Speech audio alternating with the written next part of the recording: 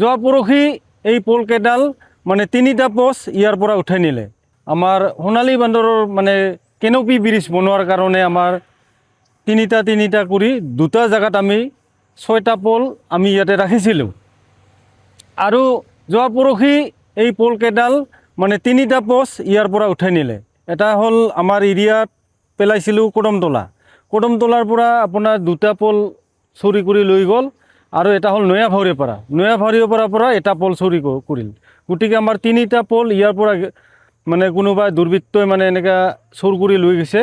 আমি এটাই অনুৰোধ জনাওঁ যে প্ৰশাসনক যে অতি সোনকালে কোনে লৈ গ'ল এই পোলবিলাক তেওঁলোকে যাতে উচিত তদন্ত লয়, তেওঁৰ কাৰণে চৰকাৰ তথা প্ৰশাসনক মই অনুৰোধ জনাইছোঁ। আৰু আমাৰ গাঁওবাসীৰ ফালৰ পৰা বহুত মানে ইয়াতে আঘাত পাইছে যে এনেকৈ কাম কৰিব নালাগিছিল। আৰু যোনে কৰিছে কোনো আমাৰ তেনেকৈ সৰু মানুহে কৰা নাই, এইটো গাঁৱৰ মানুহে এইটো পোল নি কোনো কামত নালাগিব।